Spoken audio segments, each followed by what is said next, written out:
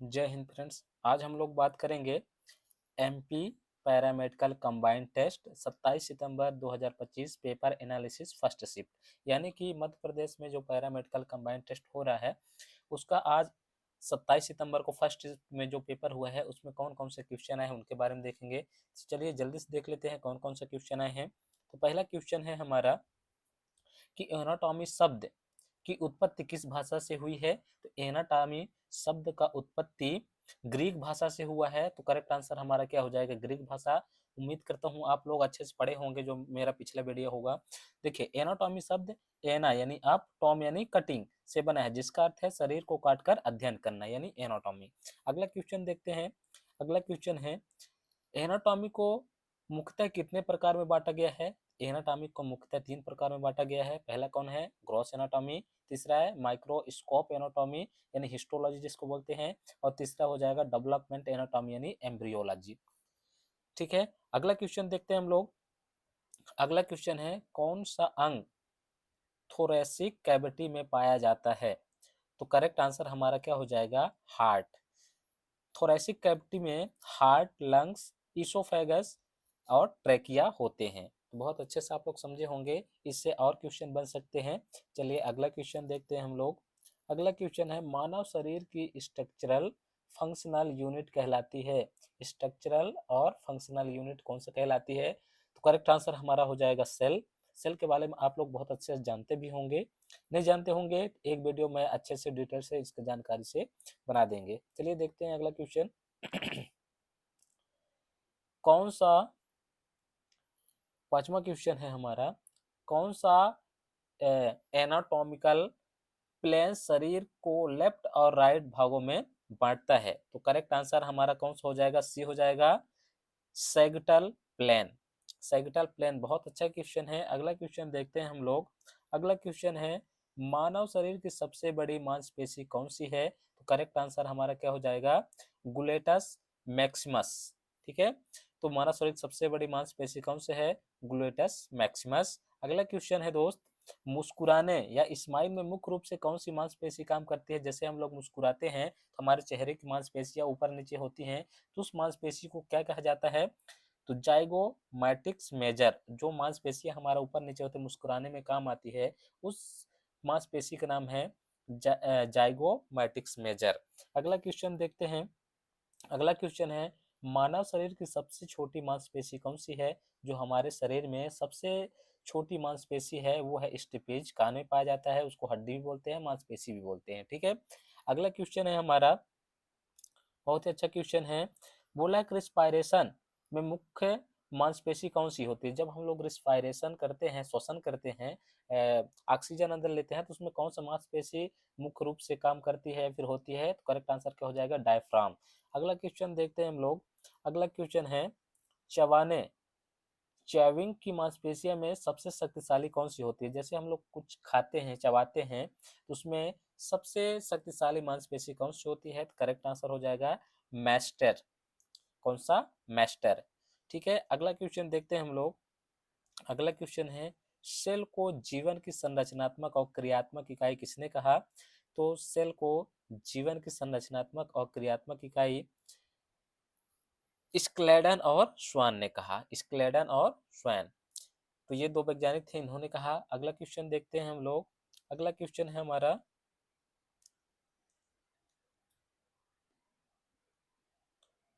बहुत ही अच्छा क्वेश्चन है, सेल पावर हाउस किसे कहा जाता है। यानी कि सेल या फिर पावर हाउस किसे कहते हैं, माइटोकॉन्ड्रिया को। तो इस तरह भी क्वेश्चन कहा जाता है कि पावर हाउस, माइटोकॉन्ड्रिया का पावर, सॉरी, इसी तरह क्वेश्चन बनता है कि पावर हाउस किसे कहा जाता है, सेल का पावर हाउस या कोशिका का पावर हाउस किसे कहा जाता है। तो माइटोकॉन्ड्रिया। ठीक है, इस तरह क्वेश्चन है। अगला क्वेश्चन देखते हैं। अगला क्वेश्चन हमारा, प्रोटीन सिंथेसिस कहाँ होती है।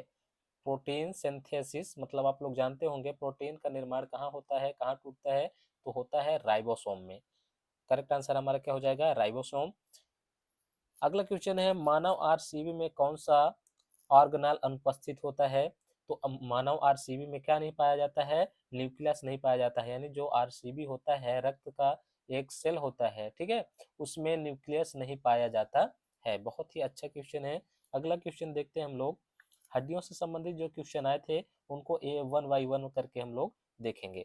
चलिए, पहला क्वेश्चन जो था, अपर लिम्ब की सबसे लंबी हड्डी कौन सी होती है? अपर लिम्ब की सबसे लंबी हड्डी होती है ह्यूमरस। इसके बाद अगला question, four arm, four arm में कौन सी दो हड्डियां पाई जाती हैं? तो रेडियस और अल्ना। रेडियस और अल्ना। हाथ की सबसे छोटी हड्डी क्या कहलाती है? तो हाथ की सबसे छोटी हड्डी कहलाती है फैलेंगस, ठीक है। अगला अगले क्वेश्चन की ओर चलते हैं हम लोग। अगला क्वेश्चन हमारा,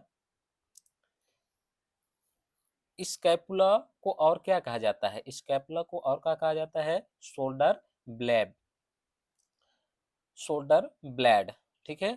अगले क्वेश्चन की ओर चलते हैं हम लोग। अगला क्वेश्चन है हमारा, क्लेविकल किस नाम से जाना जाता है? जो क्लेविकल है उसको और किस नाम से जाना जाता है?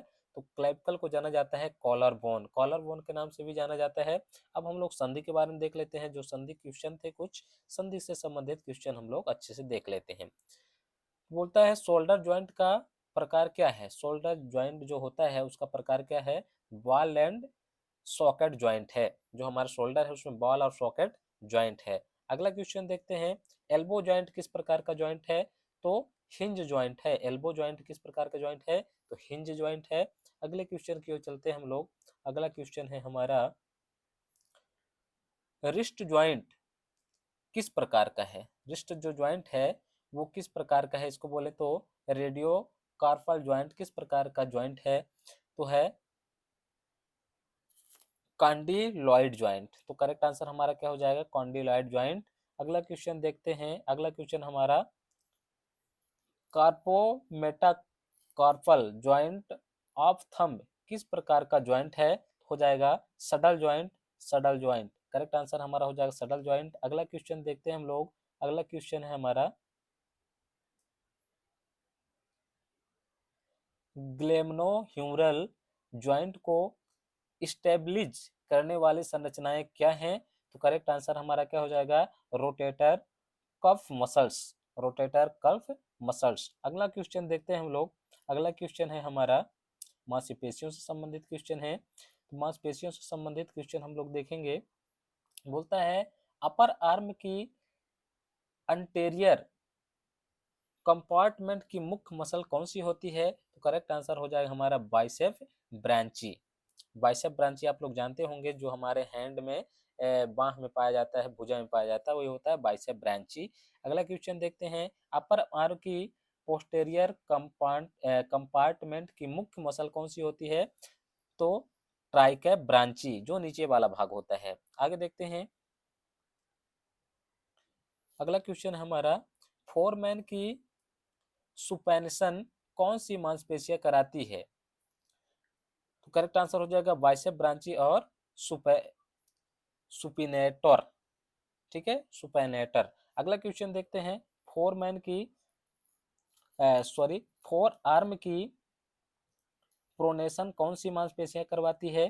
तो करेक्ट आंसर हमारा क्या हो जाएगा? करेक्ट आंसर हो जाएगा pronator trace and pronator quadratus. अगला क्वेश्चन है, प्रोक्टोरोडियस में पेक्टोरियल पेक्टोरिस मेजर मसल का मुख्य कार्य क्या है? पेक्टोरिस मेजर का मुख्य कार्य होता है आर्म एडक्शन और मिडिल रोटेशन। अगला क्वेश्चन देखते हैं हम लोग। अगला क्वेश्चन है, डेल्टोइड मसल का मुख्य कार्य क्या है? डेल्टोइड मसल का मुख्य कार्य होता है आर्म एडक्शन। अगला क्वेश्चन देखते हैं हम लोग। अगला क्वेश्चन है हमारा, हैंड की सबसे छोटी मांसपेशी को क्या कहा जाता है? हैंड की सबसे छोटी मांसपेशी को इंटेरी एंटेरिनसिस मसल्स ऑफ हैंड कहा जाता है। अगला क्वेश्चन, थंब की अपोजिशन कौन सी मसल्स करती है? तो अपोनेंस पॉलिसिस। अगला क्वेश्चन देखते हैं हम लोग। अगला क्वेश्चन है हमारा, नशे से संबंधित क्वेश्चन है। चलिए इनको अच्छे से देख लेते हैं हम लोग। बोलता है ब्रांचियल प्लेक्सस किन नर्व रूट से होता है? तो C5T1 से होता है। इसके बारे में हम लोग जब अच्छे से नर्व पढ़ेंगे तब समझ में आएगा C5 और T1 क्या होता है। तो इसके बारे में अच्छे से डिटेल से पढ़ना पड़ेगा। अगला क्वेश्चन देखते हैं, मीडियन नर्व मुख्य रूप से किसे सप्लाई करती है? तो जो मीडियन नर्व होता है वो सप्लाई करती है फोर आर्म, थोरैक्स और हैंड का लेटरल पार्ट को। ठीक है, अगला क्वेश्चन देखते हैं हम लोग। अगला क्वेश्चन है हमारे पास, अल्नर, जो अल्नर नर्व हाथ के किस हिस्से को सप्लाई करती है? तो middle part of hand, little finger slide को। ठीक है, अगला क्वेश्चन है, रेडियल नर्व किसे सप्लाई करती है? तो रेडियल नर्व जो है आर्म और फोर आर्म की एक्सटेंसर मसल को सप्लाई करती है। क्या जो नर्व होता है क्या सप्लाई करता है? जैसे हम लोग किसी चीज को टच करते हैं तो हमें तुरंत पता चल जाता है, वो भावनाओं को शेयर करती हैं। चलिए आगे देखते हैं, एग एक्जेलरी नर्व किस मसल को सप्लाई करती हैं? तो डेल्टॉइड और टेरे माइनर। अगला क्वेश्चन है, रिस्ट ड्रॉप किस नर्व की इंजरी से होता है? Wrist drop radial nerve injury से होता है। अगला क्वेश्चन देख लेते हैं हम लोग। अगला क्वेश्चन है हमारा कि क्लैव हैंड डिफॉर्मिटी किस नर्व की इंजरी से होता है? तो अल्नर नर्व इंजरी से होता है। तो उम्मीद करता हूँ जितने सारे क्वेश्चन थे बहुत ही खतरनाक क्वेश्चन थे, इस तरह के क्वेश्चन आ रहे हैं दोस्त तो आप लोग अच्छे से पढ़ के जाइएगा। मिलते हैं अगले वीडियो में।